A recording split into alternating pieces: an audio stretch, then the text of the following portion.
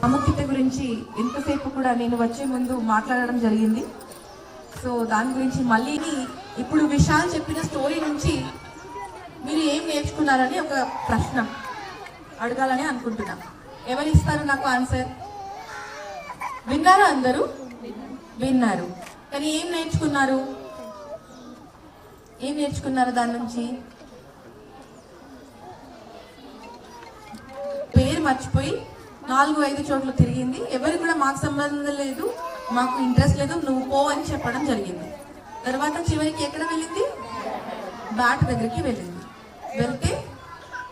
వెళ్తే ఏమైంది? బ్యాట్ చెప్పారు. బ్యాట్ చెప్పింది నువ్వు బాల్, నేను బ్యాట్, మేమిద్దరం ఫ్రెండ్స్. నేను విశాల్ చెప్పిన స్టోరీ నుంచి ఫస్ట్ ఏంటంటే ఆంగన్వాడీలో ఎంత చక్కగా మనకి పిల్లలకి ఎన్నో రకాల అంశాలు, అంటే విద్యతో పాటు ఈ స్టోరీ నుంచి నేర్చుకోవడం ఏంటంటే ఫ్రెండ్షిప్, ఇంకా చాలా భావనలు ఉన్నాయి. సో అలాంటి మనకి అంగన్వాడీలో నేర్పించడం జరుగుతుంది. సో నా బాబు కూడా ఇప్పుడు 5 ఏళ్ళ దాటారు, కానీ ఇంత చక్కగా స్టోరీ చెప్పలేకపోతున్నారు. సో విశాల్కి అయితే నేర్పించిన అంగన్వాడీ టీచర్స్ని కూడా నేను ధన్యవాదాలు తెలియజేస్తున్నా. సో మీరు అందరు కూడా ఇది మేము చెప్పేది కాదు, మీరు మీ కళ్ళ ముందు చూస్తున్నారు కాబట్టి అంగన్వాడీకి పంపిస్తే పిల్లలు ఈ విధంగా డెవలప్ అవుతారనేది మీరు గమనించాలి.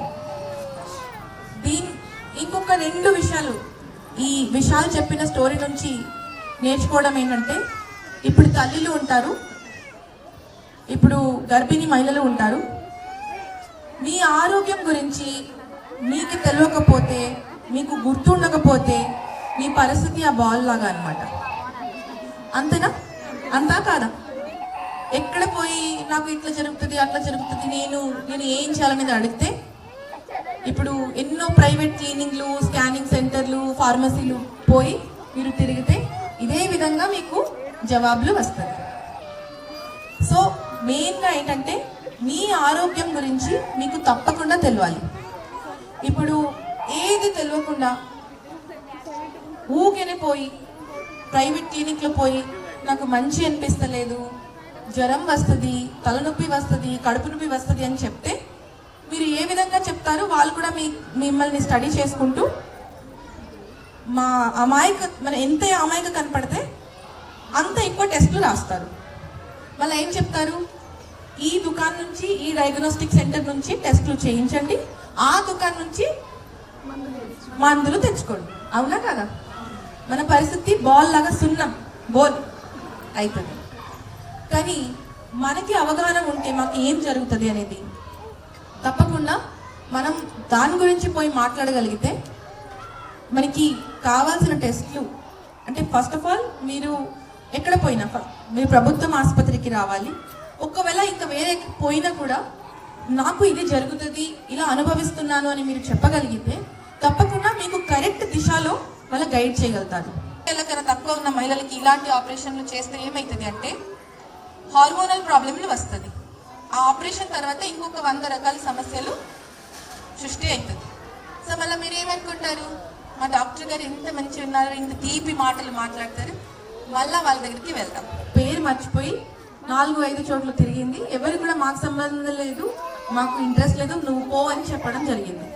తర్వాత చివరికి ఎక్కడ వెళ్ళింది? బ్యాట్ దగ్గరికి వెళ్ళింది. వెళ్తే ఏమైంది? బ్యాట్ చెప్పారు. బ్యాట్ చెప్పింది నువ్వు బాల్, నేను బ్యాట్, మేమిద్దరం ఫ్రెండ్స్. నేను విశాల్ చెప్పిన స్టోరీ నుంచి ఫస్ట్ ఏంటంటే అంగన్వాడీలో ఎంత చక్కగా మనకి పిల్లలకి ఎన్నో రకాల అంశాలు, అంటే విద్యతో పాటు ఈ స్టోరీ నుంచి నేర్చుకోవడం ఏంటంటే ఫ్రెండ్షిప్, ఇంకా చాలా భావనలు ఉన్నాయి. సో అలాంటి మనకి అంగన్వాడీలో నేర్పించడం జరుగుతుంది. సో నా బాబు కూడా ఇప్పుడు 5 ఏళ్ళ దాటారు, కానీ ఇంత చక్కగా స్టోరీ చెప్పలేకపోతున్నారు. సో విశాల్కి అయితే నేర్పించిన అంగన్వాడీ టీచర్స్ని కూడా నేను ధన్యవాదాలు తెలియజేస్తున్నా. సో మీరు అందరు కూడా ఇది మేము చెప్పేది కాదు, మీరు మీ కళ్ళ ముందు చూస్తున్నారు కాబట్టి అంగన్వాడీకి పంపిస్తే పిల్లలు ఈ విధంగా డెవలప్ అవుతారనేది మీరు గమనించాలి. ఇంకొక 2 విషయాలు ఈ విషయాలు చెప్పిన స్టోరీ నుంచి నేర్చుకోవడం ఏంటంటే, ఇప్పుడు తల్లిలు ఉంటారు, ఇప్పుడు గర్భిణీ మహిళలు ఉంటారు. మీ ఆరోగ్యం గురించి మీకు తెలియకపోతే, మీకు గుర్తుండకపోతే మీ పరిస్థితి ఆ బాల్ లాగా అనమాట. అంతేనా? అంతా కాదా?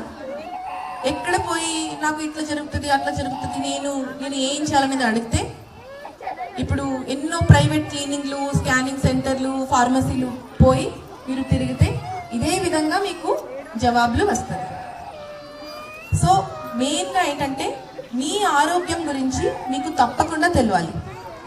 ఇప్పుడు ఏది తెలియకుండా ఊరికేనే పోయి ప్రైవేట్ క్లినిక్లో పోయి నాకు మంచి అనిపిస్తలేదు, జ్వరం వస్తుంది, తలనొప్పి వస్తుంది, కడుపు నొప్పి వస్తుంది అని చెప్తే మీరు ఏ విధంగా చెప్తారు? వాళ్ళు కూడా మిమ్మల్ని స్టడీ చేసుకుంటూ మన ఎంత అమాయక కనపడితే అంత ఎక్కువ టెస్టులు రాస్తారు.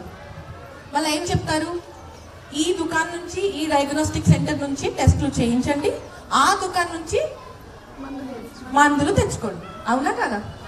మన పరిస్థితి బాల్ లాగా సున్నం గోల్ అవుతుంది.